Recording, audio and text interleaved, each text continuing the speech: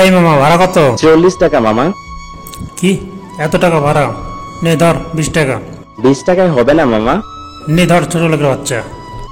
এই বলে আমার গায়ে 2টা 20 টাকার নোট ছড়ে মেরে চলে গেল। আপনারা তো আগামাথা কিছু বুঝেন নাই মনে হয়, চলেন বুঝিয়ে বলেই। আমি মোহাম্মদ নীল। গল্পের খাতিরে সবাই ছোট লোক ট্যাক্সি চালক বলে ডাকে। পৃথিবীতে আমি ছাড়া আর কেউই নাই। আপনারা ভাবছেন আমি এতিম, আমার বাবা মা আর একটা ছোট্ট বোন আছে, কিন্তু আজ বাবা মা থেকেও নাই। গল্পের সাথে থাকুন, আস্তে আস্তে সব জানতে পারবেন। তারপর আমি টাকাগুলো পকেটে ঢুকিয়ে একটা চায়ের দোকানে গেলাম। মামা, একটা চা দেন তো। দিচ্ছে মামা। তারপর দোকানদার চা এনে দিল। এই ছোট্ট ছোট্ট চায়ের দোকানগুলো গরিবের রেস্টুরেন্ট। আমি চা খাওয়া শেষ করে চায়ের টাকা দিয়ে ট্যাক্সি স্টার্ট দিলাম। আপন মনে চলছে ট্যাক্সি। কিছু দূর যেতেই একটা মেয়ে হাত নেড়ে থামাতে বলল। আমিও মেয়েটার সামনে গিয়ে থামালাম। ম্যাডাম কো। মেয়েটার দিকে তাকাতেই আমি হা হয়ে গেলাম। এরকম পরীর মতো মেয়ে আমি তো আগে কখনোই দেখিনি। হা হয়ে তাকিয়ে আছি। কিছুক্ষণ পর, এই ছোট লোকের বাচ্চা, সুন্দরী মেয়ে দেখলেই তাকিয়ে থাকতে ইচ্ছে করে, তাই না? থাপ্পড়টা কিছুটা জোরে মারলেও গালের এক সাইডে ব্যথা করতেছে। আসলে ভুল তো আমারই। আমাদের মতো ছোট লোকদের এভাবে তাকাতে নেই। ম্যাডাম, আপনি কোথায় যাবেন? ওঠেন।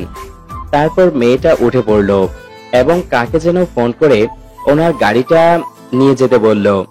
কিছুক্ষণ পর চলে এলাম ও কলেজের সামনে। ম্যাডাম, এসে গেছি, নামেন। মেয়েটা নেমে ভাড়া না দিয়ে সোজা চলে যেতে লাগলো। ম্যাডাম, ভাড়া দিবেন না? কিসের ভাড়া? গাড়ি ভাড়া। এই, তুই আমার থেকে ভাড়া খুঁজছিস? আমি কে জানিস? আপনি যেই হন না কেন, আমার কিছু যায় আসে না, আমার ভাড়া দিন। এই ছোট লোকের বাচ্চা, আবার মুখে মুখে কথাও বলিস? বারবার ছোট লোক বলবেন না, নইলে। আবার ঠাস করে একটা বসাই দিল। না হলে কি কি করবি? হ্যাঁ, তোকে আমার সামনে আর কখনো যেন না দেখি। এই বলে চলে গেল। থাপ্পড় খেয়ে আমার চোখ দিয়ে আপনা আপনি পানি চলে এসেছে। তারপর চোখের পানি মুছে গাড়ি চালিয়ে সোজা মেসে চলে আসলাম। এসে সোজা শুয়ে পড়লাম। থাপ্পড় খেয়ে মনটাই খারাপ হয়ে গেল। শুয়ে শুয়ে পুরনো স্মৃতিতে ডুব দিলাম। ও, আপনাদের তো বলাই হয়নি আজ আমি কেন ট্যাক্সি চালক। তাহলে শুনুন, আমি ছিলাম একজন মন্ত্রীর ছেলে। দিনাজপুরে সবাই এক নামে চেনে। বাবা মার ভালোবাসায় আমার দিনগুলো শোকে কাটতে লাগলো। মন্ত্রীর ছেলে বলে আমি কখনো অহংকার করতাম না, একদম সাদাসিধে চলতাম। তবে বাবার কারণে আমাকে সবাই সম্মান করত। সারা দিন বোনের সাথে দুষ্টুমি আর পড়ালেখা নিয়েই আমার দিন যায়। কয়েকদিন পর আমাদের বাড়িতে আমার ফুফাতো বোন আসলো। সাথে সাথে আমার জীবনের সব সুখ শান্তি চলে গেল।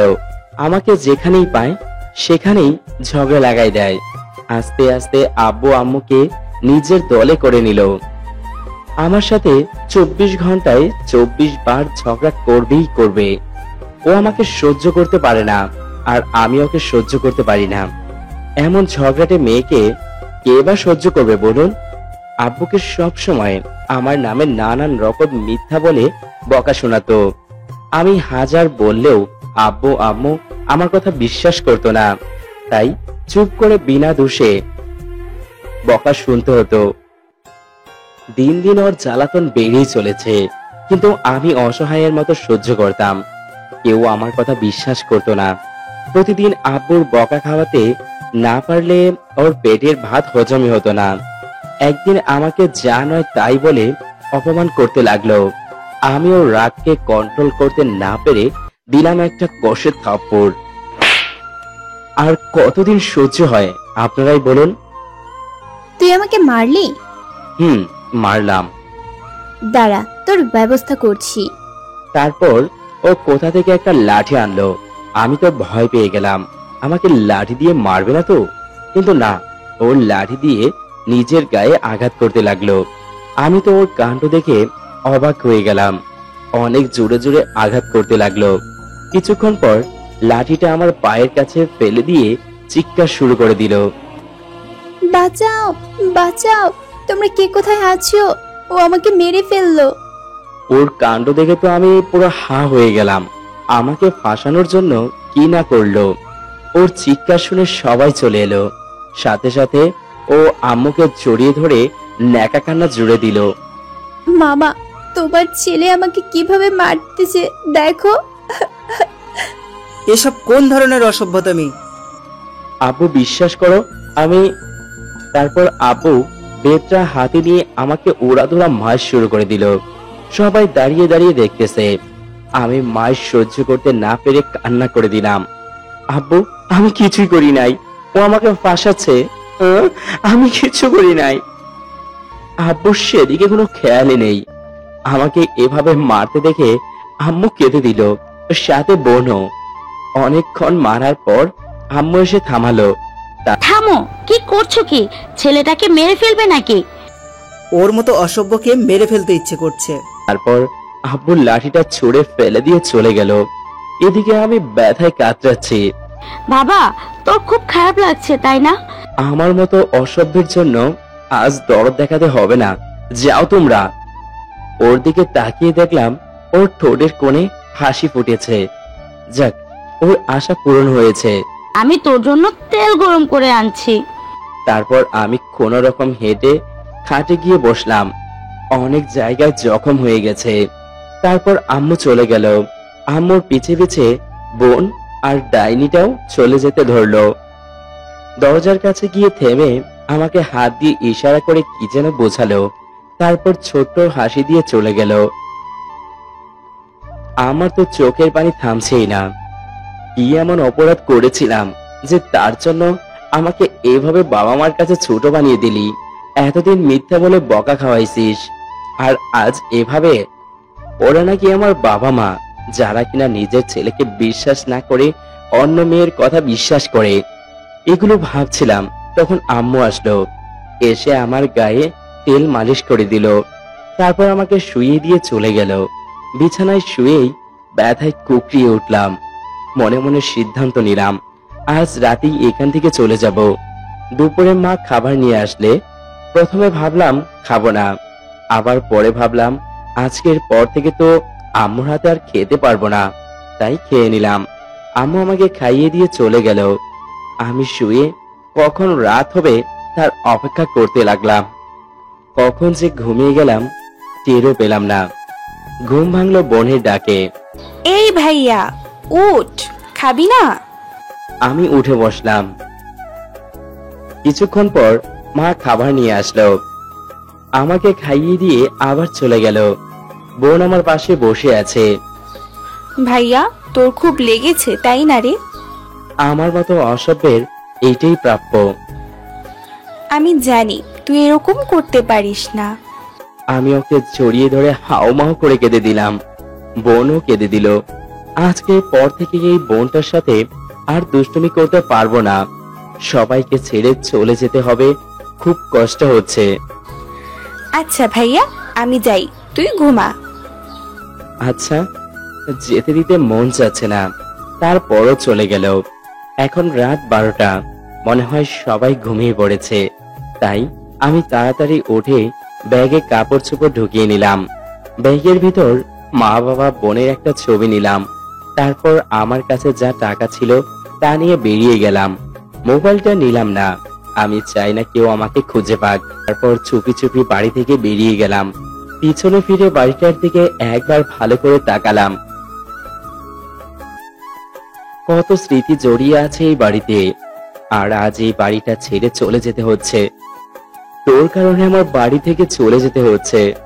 তোকে আমি কখনো ক্ষমা করব না। রাতের শহর একদম থমথমে। কোন রকম কুড়িয়ে কুড়িয়ে হেঁটে স্টেশনে চলে এলাম। স্টেশনে এসে দেখি স্টেশন ফাঁকা। তারপর একটা বেঞ্চে গিয়ে বসলাম।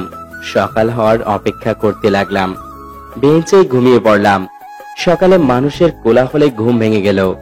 তারপর সকালে 7টার টিকিট কেটে ঢাকার উদ্দেশ্যে রওনা দিলাম। ঢাকা শুরু হলো আমার কষ্টের জীবন, যা আমি স্বপ্নেও ভাবিনি। আপনাদের আমার পুরনো কাহিনী শোনাতে শোনাতে ক্লান্ত হয়ে গেছি, এখন আমি ঘুমাই। তারপর টিকিট কেটে ট্রেনে উঠে পড়লাম। অনেকক্ষণ জার্নির পর ঢাকায় এসে পড়লাম। তখন থেকে শুরু হলো আমার কষ্টের জীবন। পকেটে যা ছিল তা দিয়ে 5 দিন কোনো রকম চলে যায়। এর মধ্যে একটা মেসও ঠিক করে ফেললাম। 5 দিন পর পকেটে একটা টাকাও নাই। কি করব কিছু বুঝতে পারছি না। সারা দিন পানি খেয়ে কাটিয়ে দিলাম। পরের দিন ঘুম থেকে উঠে বেরিয়ে গেলাম কাজের সন্ধানে। এখনো পেটে কিছু পড়েনি, খিদায় অবস্থা খারাপ। তাই একটা দোকানে গেলাম। গিয়ে পানি ঢেলে যখনই খেতে যাব তখনই কে যেন আমার হাত থেকে গ্লাস কেড়ে নিল। এই মেয়ে, পানি খেয়েছেন, টাকা কই? দয়া করে আমাকে পানি দিন, আমার খুব তৃষ্ণা পেয়েছে। একটা গ্লাস পানি 2 টাকা, টাকা দিলে পানি খেতে পারবে। আমার কাছে কোনো টাকা নাই। তাহলে দূর হ, ফকিনীর বাচ্চা। সাথে সাথে আমার চোখ দিয়ে পানি বের হয়ে গেছে। আজ আমার ভাগ্য আমাকে কোথায় নিয়ে এসেছে। কয়েকদিন আগেও ছিলাম কিরকম, আর এখন পানি ভিক্ষা করতে হচ্ছে। মানুষ এতটা নিষ্ঠুর কিভাবে হয়? ভাই, আমি আপনার। তখনই কে যেন আমার কাঁধে হাত রাখলো। আমি তাকিয়ে দেখি একটা মধ্যবয়স্ক লোক। কি হয়েছে বাবা? আমার খুব তৃষ্ণা পেয়েছে, আমাকে টাকা ছাড়া পানি খেতে দিচ্ছে না।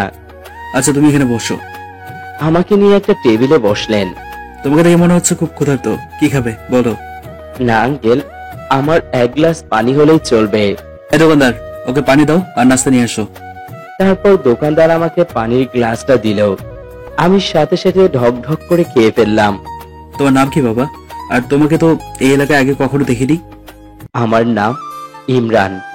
আসল নাম বললাম না। দিনাজপুর থেকে এখানে কাজের সন্ধানে এসেছি। কিছুক্ষণ পর দোকানদার নাস্তা নিয়ে এলো। আগে পেট ভরে খেয়ে নাও। পৃথিবীতে এখন ভালো মানুষ আছে তাহলে? আমার আপনা আপনি চোখে জল চলে এলো। একই বাবা, তুমি কান্না করছো কেন? আঙ্কেল, আপনি খুব ভালো মানুষ। আপনাকে কি বলে ধন্যবাদ দেব বুঝতে পারছি না। আর আগে পেট ভরে খাও তো। তারপর আমি ঘপ ঘপ করে খেতে লাগলাম। উনি আমার দিকে অপলক দৃষ্টিতে তাকিয়ে আছে। মনে মনে হয়তো ভাবছেন আমি কোনো জঙ্গলি, কতদিন ধরে খাইনি। আসলে পেটের জ্বালাটা খুব মারাত্মক। মানুষ পেটের ক্ষুধা মেটানোর জন্যই তো এত কিছু করে। যে খেতে পারে না সে বুঝে পেটের জ্বালা কেমন। একটাই অনুরোধ করব, আমরা তো কত জায়গায় কত টাকা খরচ করি, সেখান থেকে 5 টাকা বাঁচিয়ে একটা ক্ষুধার্ত পথ শিশু অথবা মানুষকে 5 টাকার রুটি কিনে খাওয়ান। দেখবেন তার মুখে রাজ্য জয়ের হাসি। আমরা তো গার্লফ্রেন্ডের জন্য হাজার হাজার টাকা খরচ করি, আদৌ কি তাদের মুখে হাসি ফোটাতে পারেন? কিন্তু এই অভাবী মানুষদের জন্য সামান্য কয়েকটা টাকা খরচ করেন, দেখবেন তাদের হাসি কে আটকায়। অনেক কথা বলে ফেললাম, ভুল ত্রুটি ক্ষমা করবেন। গল্পে ফিরা যাক। আমার খাওয়া শেষ। এতক্ষণে মনে হলো আমি নতুন জীবন পেলাম। আপনাকে অসংখ্য ধন্যবাদ। তুমি তো আমার ছেলের মতো। তা কোনো কাজ পেলে? না আঙ্কেল। আচ্ছা, আমার একটা ট্যাক্সি আছে, চাইলে ওটা চালাতে পারো। কিন্তু চিন্তা করো না, আমি তোমার থেকে ভাড়া নেব না। কয়েকদিন পর আমাকে ভাড়া বাবদ 200 করে দিও। আমি তো খুশিতে আত্মহারা। আমি গাড়ি ড্রাইভ করতে পারি, তাই রাজি হয়ে গেলাম। আমি রাজি। আপনার এই ঋণ আমি কখনো শোধ করতে পারবো না। অনেক অনেক ধন্যবাদ। শোধ করতে হবে না, চলো আমার সাথে। কোথায়? আমার বাড়িতে গাড়ি আনতে যাবে না? তারপর আমরা ওনার বাড়িতে চলে এলাম। উনি ভিতরে গিয়ে কিছুক্ষণ পর ফিরে এলো। এসে আমার হাতে একটা চাবি ধরিয়ে দিল। নাও গাড়ির চাবি। লোকটি আমাকে কোন জায়গায় ভাড়া তার নিব সেটা বলে দিলেন। তারপর আমি উঠে স্টার্ট দিলাম। তবে এটা ভেবে খারাপ লাগছে যে ছেলেটা লেটেস্ট মডেলের গাড়ি ছাড়া চলতো না, সেই ছেলে আজ ট্যাক্সি চালক। তখন থেকেই আমি ট্যাক্সি চালক। এই হচ্ছে আমার অতীত। এখন বর্তমানে আসা যাক। বিকেলে আবার গাড়ি নিয়ে বেরিয়ে পড়লাম। এক টানা রাত 9টা পর্যন্ত গাড়ি চালিয়ে আঙ্কেলের বাড়িতে গেলাম। ওনার ভাড়া দিতে হবে। দরজায় কলিং বেল বাজানোর সাথে সাথে আঙ্কেল দরজা খুলে দিল। আরে ইমরান, যা আসো। না আঙ্কেল, এখন না, এই নিন আপনার ভাড়া। আরে আগে ভিতরে আসবে তো। তারপর আমি ভিতরে গেলাম, গিয়ে সোফায় বসলাম। আঙ্কেল আমাকে নিজের ছেলের মতো দেখে। আজকে আমার সাথে ডিনার করে যাবে। অন্য একদিন, আজ আসি। তা বললে তো হবে না। আসলে আঙ্কেল একা থাকে, জোড়াজুড়িতে খেতে হলো। তারপর ভাড়া দিয়ে মেসে চলে এলাম। এসে সোজা ঘুমের দেশে গেলাম। পরের দিন সকালে ঘুম থেকে উঠে মুখে পানির ছিটা দিয়ে গাড়ি নিয়ে বেরিয়ে পড়লাম। মেইন রাস্তায় চলে আসলাম। তারপর রাস্তার সাইডে দাঁড় করালাম। কিছুক্ষণ পর, এই যে মামা, যাবেন? কোথায় যাবেন? City college. ওকে, আসেন। ভাড়া কত? 30 টাকা। আচ্ছা। তারপর গাড়ি চালাতে লাগলাম। ওরা কি যেন বলতেছে আমাকে নিয়ে। এই ছেলেটা কি কিউট না রে? যা না, প্রেম কর, তোর খালি ছোট লোকদেরই পছন্দ হয়। এভাবে বলিস কেন? ও তো আমাদের মতো মানুষ। ছোট লোককে ছোট লোক বলবো না তো কি বলবো, যত সব আদিক্ষেতা। দেখেছিস পোশাকটা কি রকম? ওয়াক, এত অহংকার ভালো না। যা ট্যাক্সি চালকের সাথে প্রেম কর। বলেই দুজনে হাসতে লাগলো। আমি চুপচাপ শুনে যাচ্ছি। ওই মেয়ে দুইটা কথা শুনে আমার খুব খারাপ লাগলো। ছোট লোকরা কি মানুষ না? ওরা কি আজীবন মানুষের অবহেলা সহ্য করে যাবে? কিছুক্ষণ পর ওদের বলা জায়গায় চলে আসলাম। এসে গেছি। তারপর মেয়েগুলো নামলো। আপনার ভাড়া নিন। লিসেন। মেয়ে তিনটা ওই জায়গায় দাঁড়ালো, আবার পিছনে ফিরে আসলো। কি বললেন আপনি? কেন? শুনুন ম্যাডাম, সবাইকে সম্মান দিতে শিখুন। ছোট লোকদের সবসময় তুচ্ছ করবেন না, বড় লোকদের কাছে টেনে নেবেন। এটা ঠিক না। ছোট লোকরা আছে বলেই বড় লোকদের এত দাম। আর কারো বাহিরের রূপ দেখে সে কেমন তা বিবেচনা করা ঠিক না। ছোট লোকরাও মানুষ। So be respect everyone. এক নিমিষেই বলে ফেললাম। আমি অনার্স দ্বিতীয় বর্ষের ছাত্র। ওই ডায়েরিটার কারণে আমার পড়ালেখার সাথে সাথে সব শেষ হয়ে গেল। মেয়েগুলো আমার দিকে হা করে তাকিয়ে আছে। আমি আর কিছু না বলে গাড়ি স্টার্ট দিয়ে চলে এলাম। একটা দোকানের সামনে দাঁড় করিয়ে নাস্তা করতে ঢুকলাম। নাস্তা শেষ করে আবার মেন রাস্তায় চলে আসলাম। সিটে হেলান দিয়ে চোখ বন্ধ করে বসে আছি। এমন সময় কে যেন আমাকে ধাক্কা দিতে লাগলো। আমি চোখ খুলে দেখি কয়েকটা ছেলে, দেখতে বকাটে টাইপের। এই টাকা দে। কিসের টাকা ভাই? চাঁদা। ভাই কিসের চাঁদা? ওই হালারপুত, তোকে এত কৈফিয়ত দিতে পারবো না। নে তাড়াতাড়ি বের কর। এখানে কেউ চাঁদা নিয়ে দিয়ে চলতে পারবে না। ভাই আমার কাছে তো কোনো টাকা নাই। এটা সবাই বলে, ভালোই ভালোই টাকা বের কর। ভাই আমার কাছে শুধু 10 টাকা আছে। 10 টাকা বের করে দিলাম। ছেলেটা আমার হাত থেকে টাকা নিয়ে নিল। নে ধর, একটা সিগারেট নিয়ে আয়। তোকে এখন কি করব বল? আমি তো চাঁদা দিয়েছি। তোর এই টাকায় কিছু হবে না। এই চাকার হাওয়া ছেড়ে দে, এটাই শাস্তি। ভাই দয়া করে এমন করবেন না, আমি সামনে থেকে বেশি করে দেব। কে শুনে কার কথা?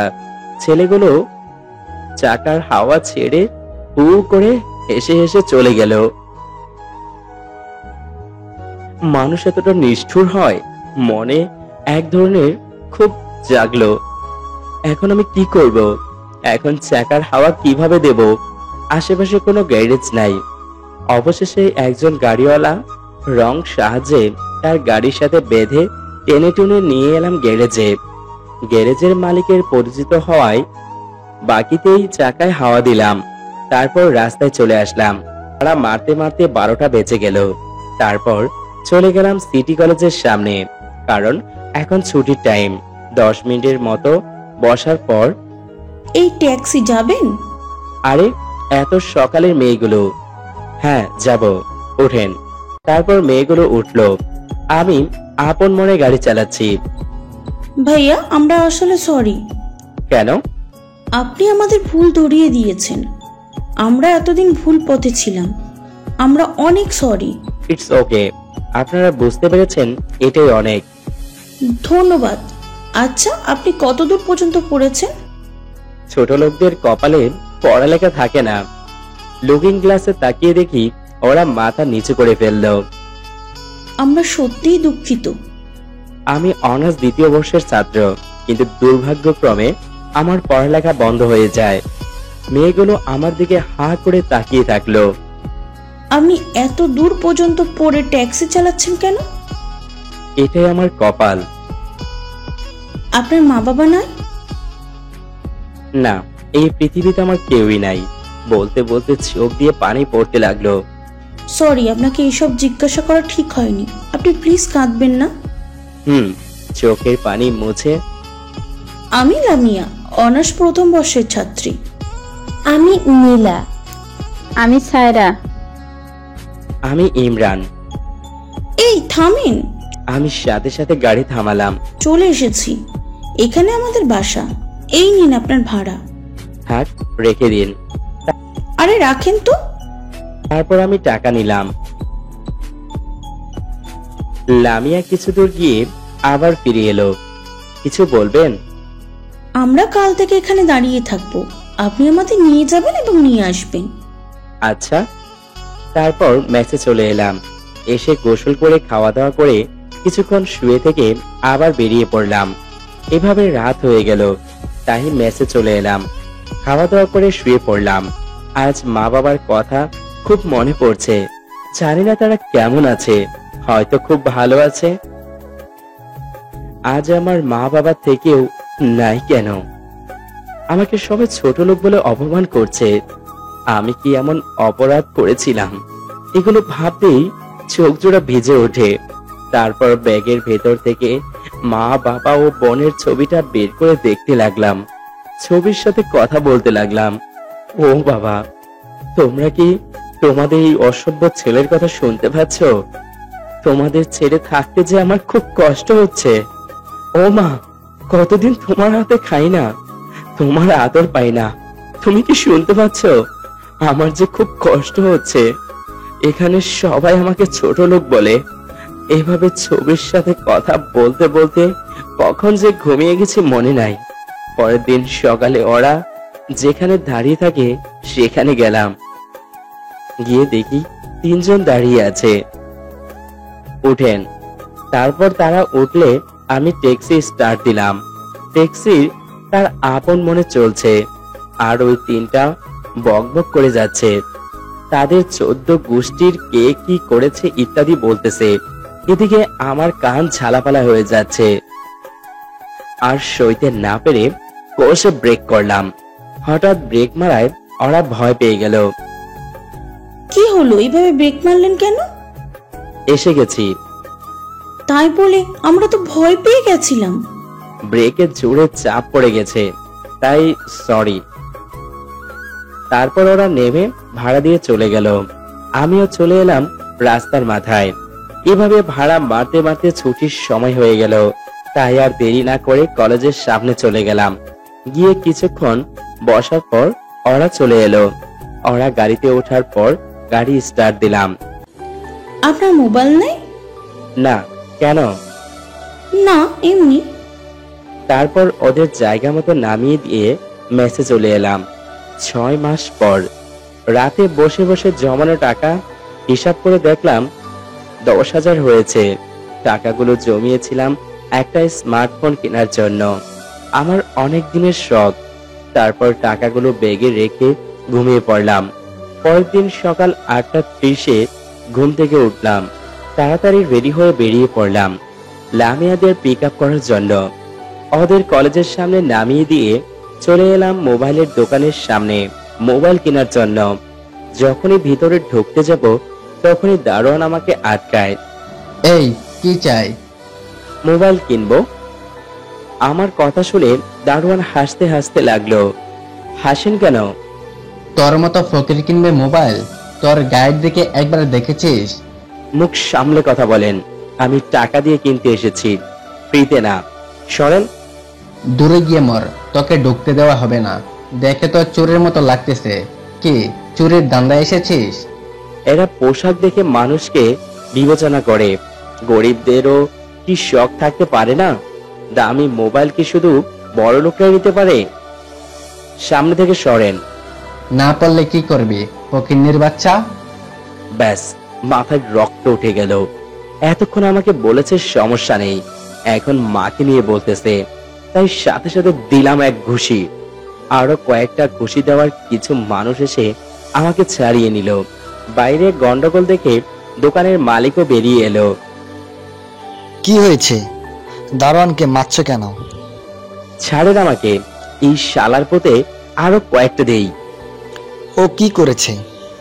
আমি মোবাইল কিনতে ভিতরে ঢুকতে চাইলে এই শালার পোত আমাকে ভিতরে ঢুকতে দেয় না, আরো আমাকে যা নয় তা বলে অপমান করে।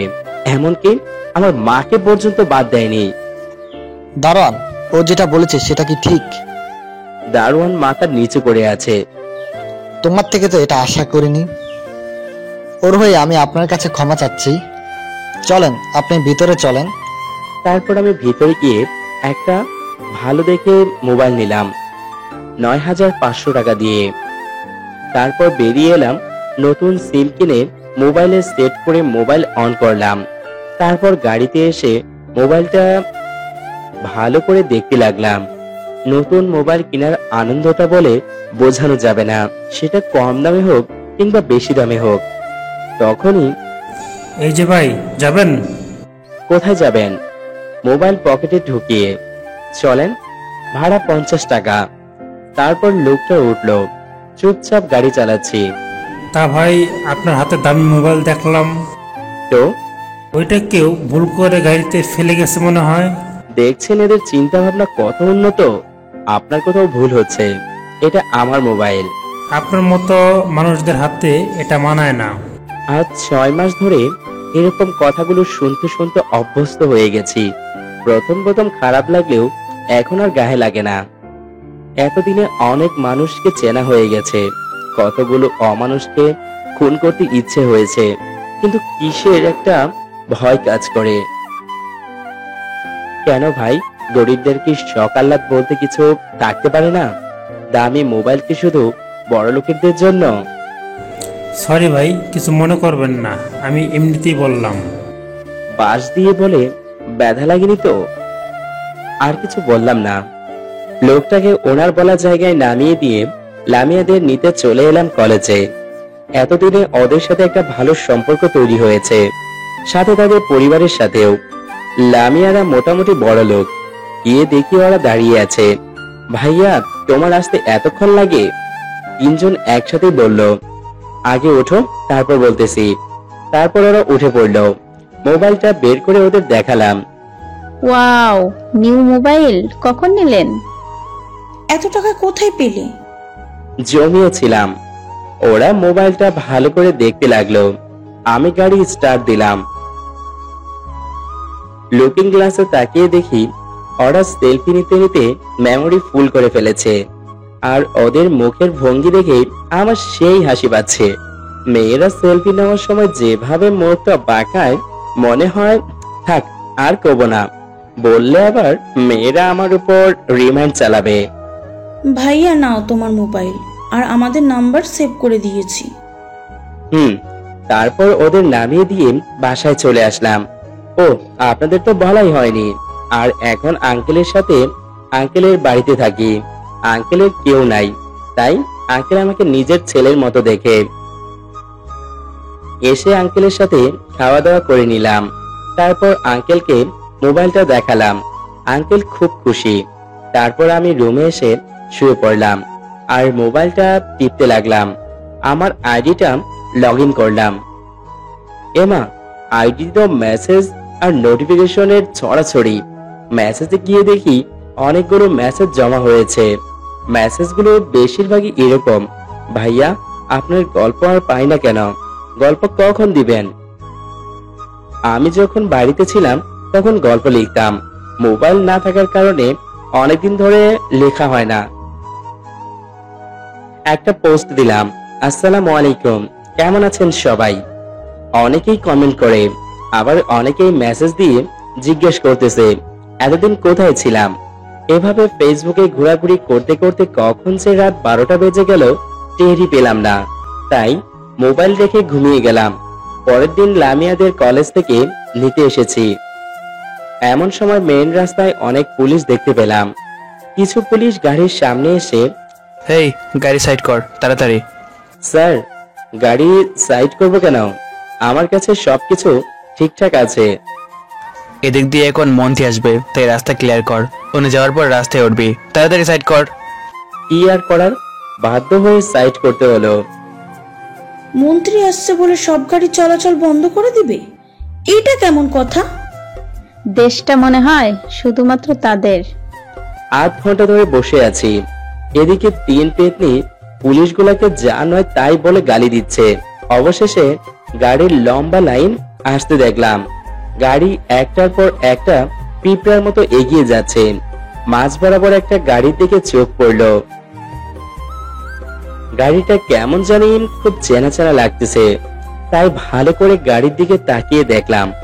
দেখে তো আমি আকাশ থেকে পড়লাম। এ তো আমার বাবা। প্রিয় মুখটা চিনতে ভুল হলো না। সাথে সাথে চোখ দিয়ে টপ টপ করে পানি পড়তে লাগলো। ও বাবা, তোমার ছেলেকে তুমি দেখতে পাচ্ছ না? তোমার ছেলে রাস্তার ধারে ট্যাক্সি নিয়ে দাঁড়িয়ে আছে। কতদিন পর সেই চেনা মুখটা দেখলাম। বাবা, তুমি কি এখনো আমার উপর রেগে আছো? বাবা, আমি কোনো দোষ করি নাই। এগুলো ভাবতে ভাবতে রাস্তা কখন যে ফাঁকা হয়ে গেল টেরই পেলাম না। এ কি ভাইয়া, তুমি কাঁদছো কেন? কই না তো। আমরা দেখতে পেলাম তুমি কাঁদছো। চোখের পানি মুছে বললাম, আরে চোখে জানি কি পড়েছে। আচ্ছা, চল যাওয়া যাক। তারপর ওদের নামিয়ে দিয়ে আমি সোজা মেইন রাস্তায় চলে আসলাম। উদ্দেশ্য বাবাকে আরেক পলক দেখা। গাড়িতে 2 ঘন্টা ধরে বসে আছি। এই যে ভাই, যাবেন? না ভাই, যাব না। তারপর উনি অন্য গাড়িতে চলে গেল। বসতে বসতে 4টা বেজে গেল, কিন্তু বাবার কোনো খবর নাই। বাবা কি আজ আর আসবেন না? না হলে আমি দরকার হলে সারা রাত অপেক্ষা করব। এখনো পর্যন্ত পেটে কিছু পড়েনি। এদিকে খিদের অবস্থা খারাপ। যাই কিছু খেয়ে নেই। তারপর হালকা কিছু খাওয়ার জন্য একটা দোকানে আসলাম। ভাই, রুটি আর চা দিন। তারপর দোকানদার চা আর রুটি দিয়ে গেল। যখনই রুটি মুখে দিতে যাব তখনই আবার কয়েকটা পুলিশের গাড়ি এসে রাস্তার সব গাড়ি সাইড করতে লাগলো। মনে হয় বাবা এখন আসবে, তাই আর না খেয়ে রাস্তায় চলে আসলাম। অবশেষে আবার গাড়ির লম্বা লাইন আসলো। এগুলোর মধ্যে আমার চোখ জোড়া বাবার গাড়িকে খুঁজতেছে। ঠিক মাঝ বরাবর বাবার গাড়ি দেখতে পেলাম। বাবাকে চিৎকার দিয়ে বলতে ইচ্ছে করছে, বাবা, আমি এখানে।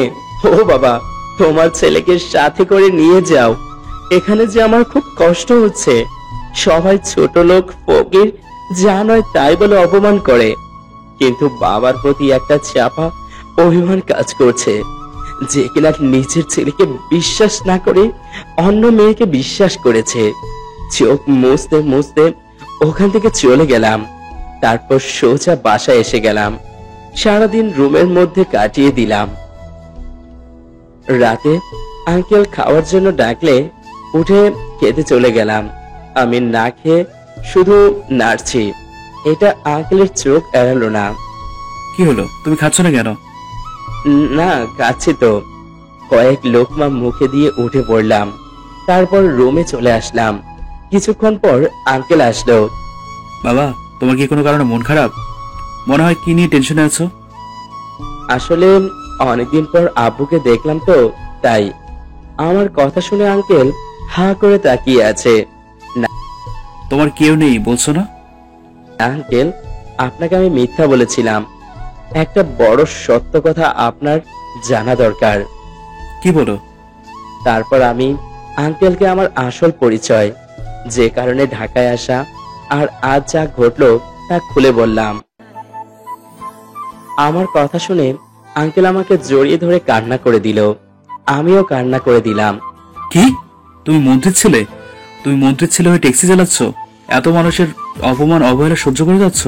আমার তো ভাবতে অবাক লাগছে, একটা মানুষ কতটা কষ্ট সহ্য করতে পারে। এটাই হয়তো আমার কপাল, আমার ভাগ্যে এটাই ছিল।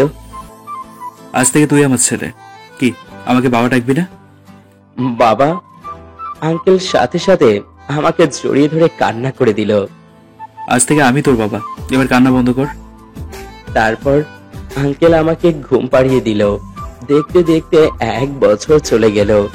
আঙ্কেল আমাকে অনেক বলেছিল তার যা অর্থ জমা আছে ওগুলো দিয়ে কিছু একটা করতে, কিন্তু আমার ট্যাক্সি চালাতেই ভালো লাগে।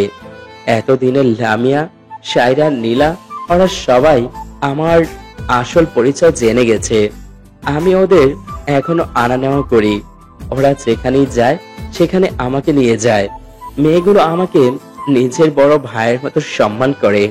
কিন্তু একদিন আমার সাথে এমন কিছু ঘটলো যে যা আমাকে সম্পূর্ণরূপে পরিবর্তন করে দিল। কয়েকদিন আগের কথা, কিছু লোক আঙ্কেলের উপর হামলা করতে এসেছিল, কিন্তু আমি থাকায় পারিনি। কিন্তু কেন হামলা করলো সেটা আঙ্কেলও বলতে পারেন নাই। হয়তো কোনো পুরনো শত্রু। একদিন আমি গাড়ি চালিয়ে রাতে বাড়ি ফিরলাম, দেখি বাড়ির দরজা খোলা, কিন্তু এই সময় তো দরজা খোলা থাকে না, তাই তাড়াতাড়ি ঢুকলাম। বাড়িতে ঢুকে তো আমার মাথায় আকাশ ভেঙে পড়লো। আঙ্কেল রক্তাক্ত অবস্থায় মেঝেতে পড়ে আছে, আর সারা বাড়িতে ভাঙচুর করেছে। আমি দৌড়ে আঙ্কেলের কাছে গেলাম। বাবা, তোমার এই অবস্থা কে করেছে? ওরা আবার আমার উপর হামলা করেছে। কিন্তু কেন? আমি জানি না। আমি হয়তো আর বলতে পারলো না, তার আগে জ্ঞান হারিয়ে ফেললো। আমি আর দেরি না করে আঙ্কেলকে তুলে নিয়ে গাড়িতে এনে শুয়ালাম। তারপর ঝড়ের গতিতে গাড়ি চালাতে লাগলাম। এদিকে আমার চোখ দিয়ে অনবরত পানি পড়ছে। কিছুক্ষণ পর হাসপাতালে এসে গেলাম। আঙ্কেলকে কাঁধে তুলে নিয়ে হাসপাতালে ঢুকে পড়লাম। ডাক্তারকে চিৎকার করে ডাকতে লাগলাম। আমার চিৎকার শুনে ডাক্তার এবং কয়েকজন নার্স বের হলো। ডাক্তার, ওনাকে বাঁচান। ডক্টর আঙ্কেল এর হাতের শিরা দেখে বলল, ওরা বেঁচে আছে, আপনি শান্ত হন। এই, এনাকে ওটিতে নিয়ে যাও, কুইক। তারপর আঙ্কেলকে ওটিতে নিয়ে যাওয়া হলো, আর আমি বাইরে ছটফট করছি। 1 ঘন্টা পর ডাক্তার বের হলো। আমি দৌড়ে ডাক্তারের কাছে গেলাম। ওনার কি অবস্থা? কি হলো? চুপ করে আছেন কেন? অতিরিক্ত রক্তক্ষরণের কারণে তাকে বাঁচানো সম্ভব নয়। He is no more. কি? মুহূর্তেই আমার পায়ের নিচ থেকে মাটি সরে গেল। কি বললেন আপনি? আবার বলেন। দেখুন, আপনি শান্ত হন। আমরা ওনাকে বাঁচানোর চেষ্টা করেছি, বাঁচা মারা উপর আল্লাহর হাতে। আমি ধূপ করে বসে পড়লাম। চোখ দিয়ে অনবরত পানি ঝরছে। কেন বারবার আমার সাথে এমন ঘটে?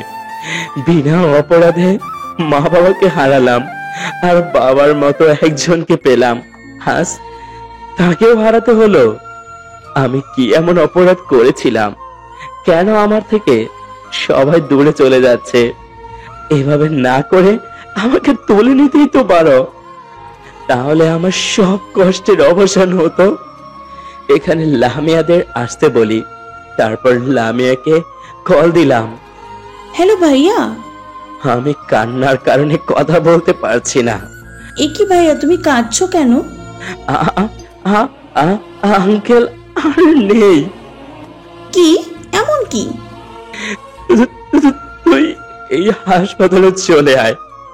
হাসপাতালের নাম বলে ফোনটা কেটে দিলাম। চোখ দিয়ে টপ টপ করে পানি পড়ছে। ও আল্লাহ, আমাকে বলে দাও আমি কি করব। আমার যে খুব কষ্ট হচ্ছে। আমার শেষ সম্বলটুকু বাকি থাকলো না।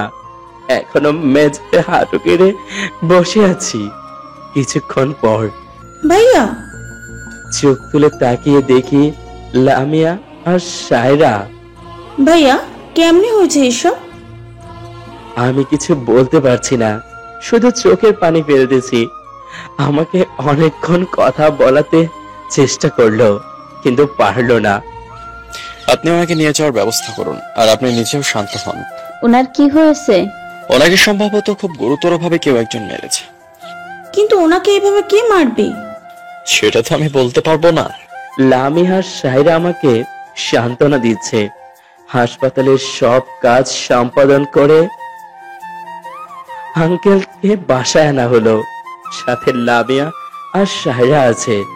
আমি এক কোনায় বসে চুপচাপ চোখের জল ফেলছি। পরের দিন অনেক মানুষ আসলো। লামিয়া, সাইরা, নীলা, এদের পরিবার সবাই আসলো। যথা নিয়মে আঙ্কেলকে দাফন করা হলো। লামিয়া আমাকে তার বাড়িতে নিয়ে যেতে চাইলো, কিন্তু আমি যেতে চাই না। অনেক জোরাজুরি করে নিয়ে এলো। ওদের বাড়িতে এনে আমাকে একটা রুমে আনা হলো। কিছুক্ষণ পর লামিয়া খাবার এনে দিল। খেতে অনেক জোরাজুরি করে, কিন্তু আমি খাইনি। কেমনে খাবো? খাবার তো গলা দিয়ে নামছে না। আমার জেদের কাছে হেরে গিয়ে চলে গেল। আমি অনবরত চোখের জল ফেলছি। আজ আঙ্কেল মরার 3 দিন। এখন আগের চেয়ে একটু স্বাভাবিক। মনে মনে একটা সিদ্ধান্ত নিয়ে নিছি, যেখানে অপরাধী আর দুর্নীতি দেখবো, সেখানে কুকুরের মতো মারবো। এখন আমার মনটা পাথর হয়ে গেছে, রক্ত ঝরানোর নেশায়। আঙ্কেলের খুনের প্রতিশোধ নিতে না পারলে আমার মনের আগুন নিভবে না। আমি আজ চলে যাব। সে কি ভাইয়া, তুমি এখানেই থাকবে আমার ভাই হয়ে? না রে বোন, আমি এখানে থাকলে আঙ্কেলের বাড়িটা কে দেখে রাখবে? এমনিতেই তোরা আমার জন্য অনেক করেছিস।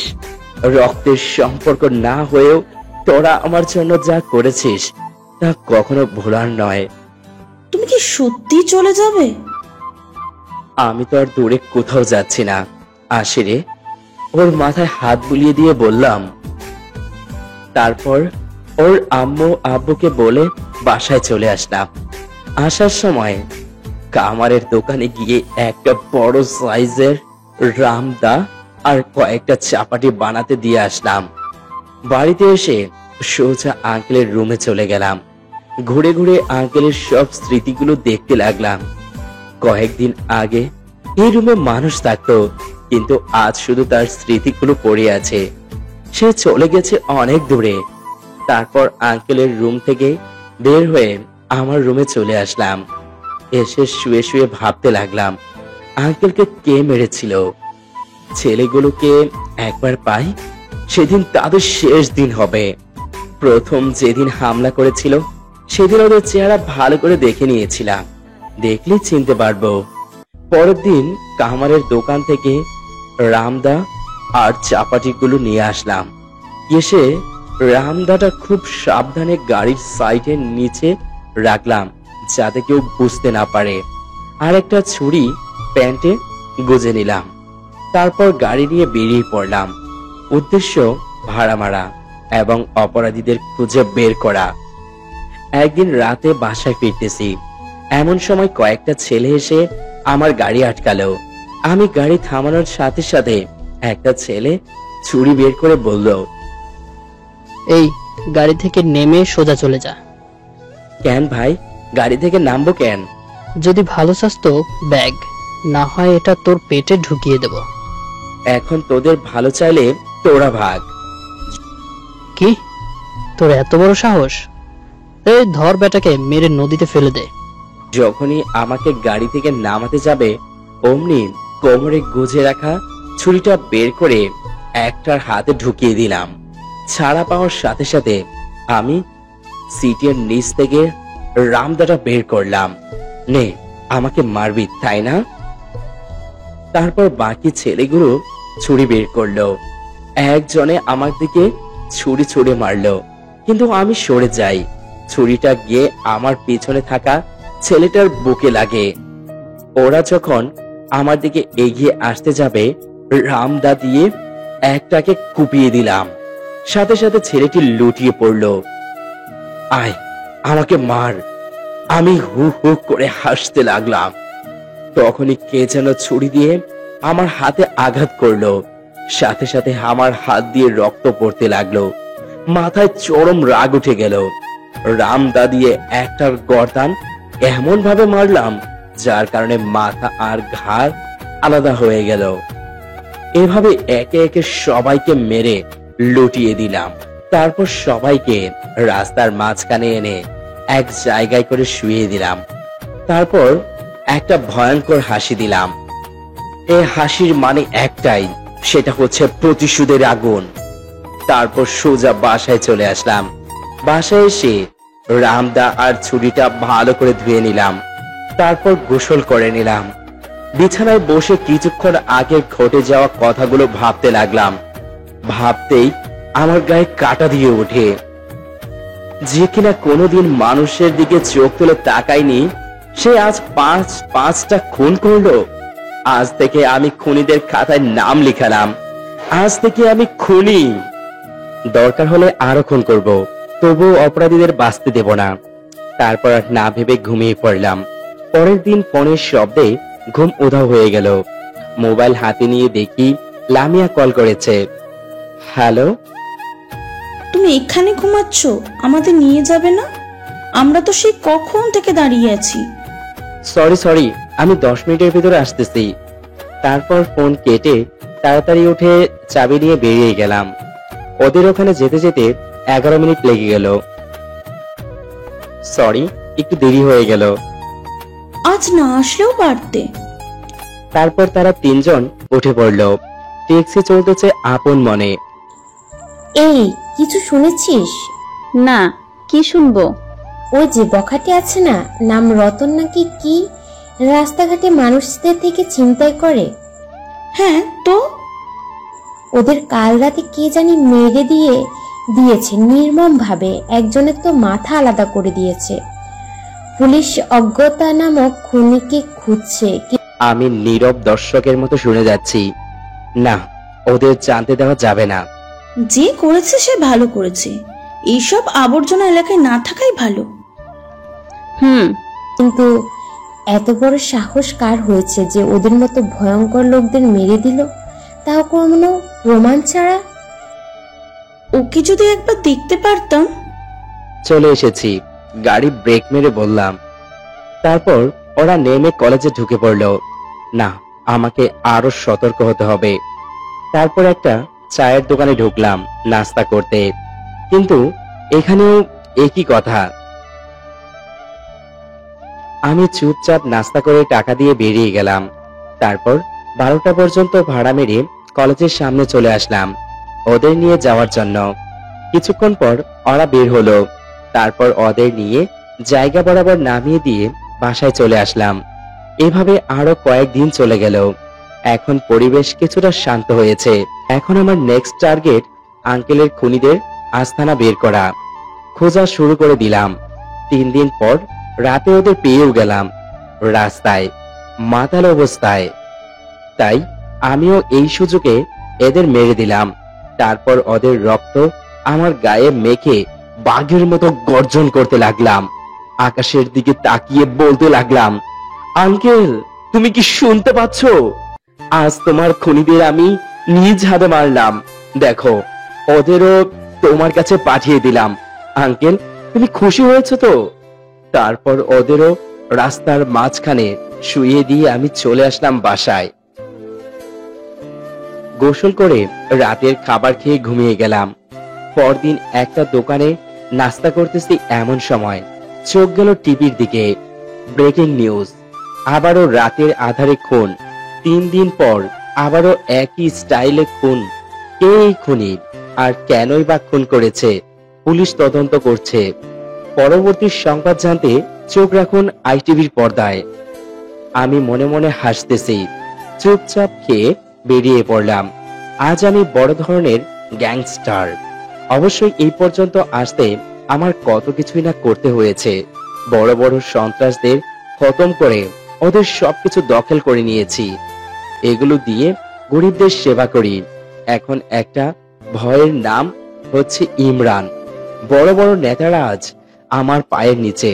আমি যেখানে যাই সেখানে সবার মতো ভয় কাজ করে। এখন আমার দলে 50 জন লোক কাজ করে। এখন আর ট্যাক্সি চালাই না। আমার বাড়ি, গাড়ি, ব্যাংক ব্যালেন্স কিছুরই অভাব নাই। লামিয়াও জানে এ বিষয়ে, তারাও আমাকে সাপোর্ট করে। ওদের আড়া নেওয়ার জন্য একটা ড্রাইভার দিছি। এই তো কিছুদিন আগের কথা, লামিয়াদের কিছু ছেলে বিরক্ত করত, তাই আমি কলেজে গেলাম। বল, চুলের কে বিরক্ত করে? এই বদমাইশগুলো কিছু ছেলেকে দেখিয়ে। এই তোদের ঘরে মা বোন নেই? এই তুই কে রে? যা ভাগ। আমি ভাগবো না, একটু পর তোরা ভাগবি। তুই কে যে তোকে দেখে আমরা ভাগবো? ইমরানকে চিনিস? ভালো। হ্যাঁ চিনি তো, একজন বড় মাফিয়া। ও কি কি করতে পারে সেটা নিশ্চয় জানিস। দিন দুপুরে মানুষ খুন করে। তোরা ইমরানকে কখনো দেখেছিস? না, ও সহজে কারো সামনে আসে না। এখন যদি ইমরান তোদের সামনে আসে তাহলে তোরা কি করবি? সেটা তোকে বলবো কেন? তুই কে?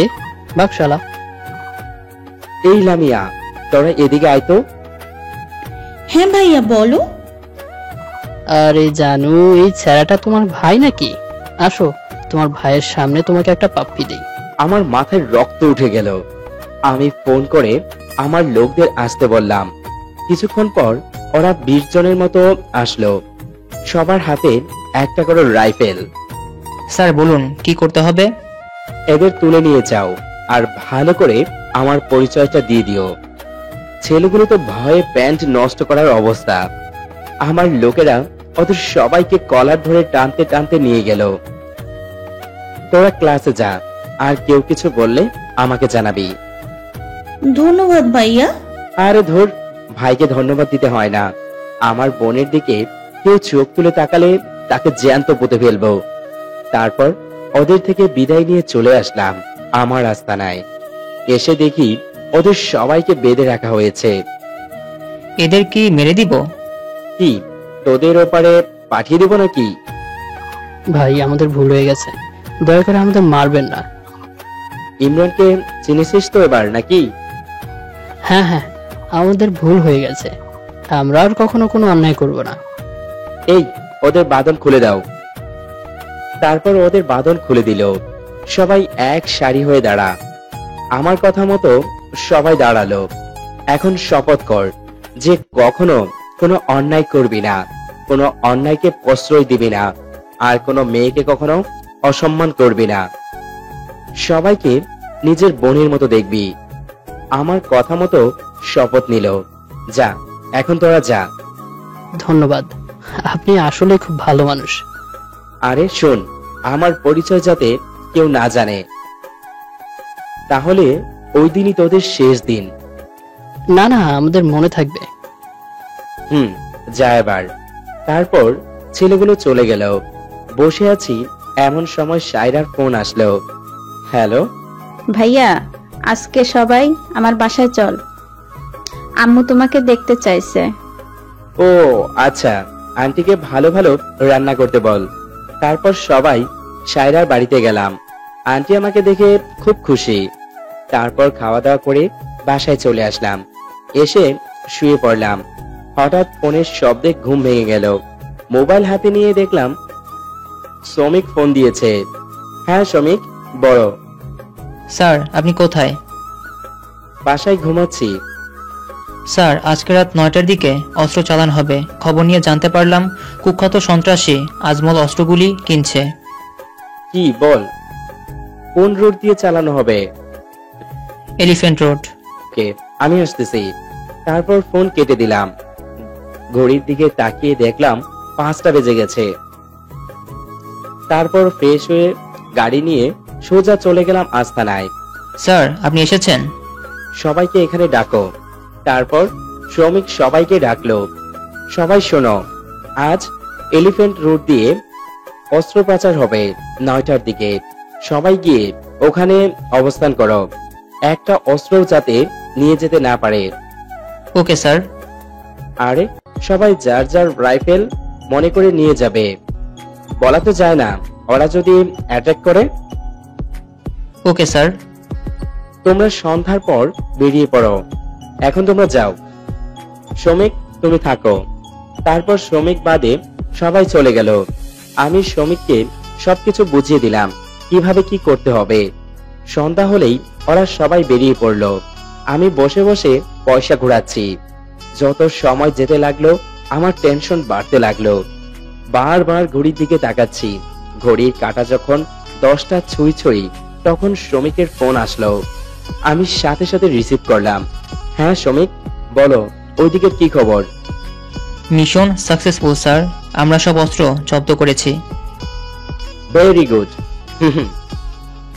কিন্তু কিন্তু কি? ওদের সাথে গোলাগুলিতে যে আমাদের একজন কর্মী আহত হয়েছে, হাতে গুলি লেগেছে। তাকে এমার্জেন্সি হাসপাতালে পাঠাও, কুইক। হ্যাঁ স্যার, পাঠিয়ে দিয়েছি। ওকে, এখন তোমরা অস্ত্রগুলো নিয়ে চলে আসো। Okay sir. আমি একটা স্বস্তির নিঃশ্বাস পেলাম। 1 ঘন্টা পর ওরা চলে আসলো। একে একে সব অস্ত্রের বাক্স আমার সামনে রাখা হলো। আমি একটা বাক্স খুললাম। এমা, সবগুলো AK-47। একটা হাতে নিয়ে হুক হুক করে হাসতে লাগলাম আর বলতে লাগলাম, আমার এলাকায় কোনো সন্ত্রাসীকে ভালোভাবে চলতে দেব না। সব পাপের সাম্রাজ্য ধ্বংস করব। যাও, এগুলো সব গোডাউনে রেখে আসো। তারপর সবাই রেস্ট নাও। আমি বাসায় গেলাম। Okay sir. তারপর আমি বাসায় চলে আসলাম। এসে খাওয়া দাওয়া করে নিলাম। তারপর দিলাম এক ঘুম। এভাবে সুখে শান্তিতে আমার দিন কাটতে লাগলো। কিন্তু মা বাবার কথা খুব মনে পড়ে। তখন মা বাবার ছবিটা বের করে ছবির সাথে কথা বলি। একদিন বসে বসে টিভি দেখতেছি, এমন সময় ফোন বেজে উঠল। ফোন হাতে নিয়ে দেখি লামিয়া কল দিয়েছে। ফোন রিসিভ করলাম। কেমন আছো ভাইয়া? ভালো, তুই? ভালো। আর শোনো, তোমাকে আমাদের সাথে যেতে হবে। কোথায়? আমার এক আত্মীয়ের বিয়েতে। তাই কালকে আমরা সবাই দিনাজপুর যাচ্ছি। নামটা শোনার সাথে সাথে আমার বুকটা ধুপ করে উঠল। না রে, আমার যাওয়া হবে না, অনেক কাজ পড়ে আছে। তুমি না গেলে সাইরা ও নীলাও যাবে না বলতেছে। তুমি যাচ্ছ, এটা ফাইনাল। এভাবে অনেকক্ষণ জোড়াজুড়ি করার পর রাজি হয়ে গেলাম। তুমি কাল সকালে আমাদেরকে পিক আপ করে নিবে। ওকে। তারপর ফোন কেটে দিল। কতদিন পর সেই চিরচেনা শহরে যাব ভাবতেই মনটা কেমন জানি করতেছে। আচ্ছা, আমি কি মা বাবার সামনে যাব? বাবা কি আমার উপর এখনো রাগ করে আছে? জানি না তারা কেমন আছে। পিচ্ছি বোনটা কত বড় হয়েছে কে জানে। যাই হোক, মা বাবার সামনে যাব। হয়তো ওরা আমার অপেক্ষায় বসে আছে। আমি সেই কবে রাগ করে বাড়ি থেকে বেরিয়ে গিয়েছিলাম। এসব ভাবতে ভাবতে কখন যে ঘুমিয়ে গেলাম নিজেও জানি না। পরের দিন কারো ফোনের শব্দে ঘুমের 12টা বেজে গেল। চোখ বন্ধ অবস্থায় ফোন রিসিভ করলাম। হ্যালো, কে? এই, তুমি গাধার মতন পড়ে পড়ে ঘুমাচ্ছ? কে আপনি? মোবাইলের দিকে তাকিয়ে দেখো। ও লামিয়া। ও লামিয়া না বলে তাড়াতাড়ি রেডি হয়ে আমার বাসার সামনে আসো। কেন? কাল কি বলেছিলাম এরই মধ্যে ভুলে গেলে? ও আচ্ছা, আমি আসতেছি। এই বলে ফোন কেটে তাড়াতাড়ি ফ্রেশ হয়ে হালকা কিছু খেয়ে নিলাম। তারপর ব্যাগে কিছু কাপড় চোপড় নিয়ে রেডি হয়ে বেরিয়ে পড়লাম। কিছুক্ষণ পর লামিয়ার বাসার সামনে চলে আসলাম। 3 পেতনি দেখি দাঁড়িয়ে আছে। এই তোমার আসার সময় হলো? সরি। তোমার গাড়িটা এখানে পার্ক করে রাখো, আমরা আমাদের গাড়ি করে যাব। আমি ড্রাইভ করতে পারবো? না, তোমার এত দূর ড্রাইভ করা দরকার নেই। ড্রাইভার আঙ্কেল গাড়ি বের করেন। তারপর আমি গাড়িটা ওদের বাসার সামনে পার্ক করে আমরা সবাই লামিয়াদের গাড়িতে উঠলাম। ফোন করে আমার কয়েকজন লোককে দিনাজপুর চলে আসতে বললাম নিজের সেফটির জন্য। গাড়ি চলছে আপন মনে। গাড়ি যত এগোচ্ছে তত আমার বুকের নখ ফোটানি বেড়ে চলেছে। আবার পুরনো স্মৃতিতে ডুব দিলাম। এভাবে কখন যে ঘুমিয়ে পড়লাম টেরই পেলাম না। হঠাৎ কারোর ডাকে ঘুম ভাঙলো। আমি চোখ খুললাম। এসে গেছি, এবার নামো। আমি গাড়ি থেকে নামলাম। তখন তো আমি পাতাল থেকে থুকু আকাশ থেকে পড়লাম। কারণ আমি এখন আমার বাড়ির সামনে দাঁড়িয়ে। আমি 2 পা পেছাতে গিয়ে গাড়ির সাথে ধাক্কা খেলাম। কি ভাইয়া, তুমি পিছনে যাচ্ছ কেন? আমরা এখানে কেন? এটাই তো বিয়ে বাড়ি। কি? কার বিয়ে?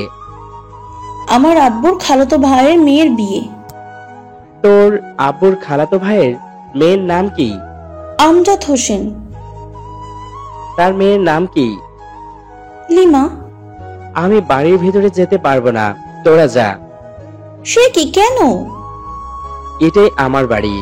আর সেই লিমা হচ্ছে সেই, যার কারণে একদিন এই বাড়ি থেকে বেরিয়ে যেতে হয়েছিল। সবাই আমার দিকে হা করে তাকিয়ে আছে। কি, তুমি এত বড় বাড়ির ছেলে ছিলে? আচ্ছা, তোরা ভিতরে যা, আমি এই বাড়িতে ঢুকতে পারবো না। কেন? কোন মুখে ঢুকবো বলতো? যেখানে মা বাবা সন্তানের কথা বিশ্বাস না করে সন্তানকে গরুর মতো পেটায়। তখন হয়তো রাগের মাথায় বেড়েছিল, এখন ওদের সাথে দেখা করবে, দেখো ওরা হয়তো তোমার উপর রেগে নেই। না, যে আমি পারবো না। তুমি এখন আমার ভাইয়ের পরিচয়ে ঢুকবে, ওদের কাউকে তুমি চিনো না, এটাই ফাইনাল। হ্যাঁ হ্যাঁ, তুমি না গেলে আমরা কেউ যাব না। ওদের জোড়াজুড়িতে যেতে বাধ্য হলাম। তারপর সবাই ব্যাগ নিয়ে যখনই ভিতরে ঢুকতে যাব তখনই আমার ফোন বেজে উঠল। হ্যালো। হ্যাঁ স্যার, আমরা দিনাজপুর এসে পড়েছি। এখন কোথায় যাব? কাউকে জিজ্ঞেস কর, মন্ত্রীর বাড়ি বললে দেখিয়ে দিবে। Okay sir.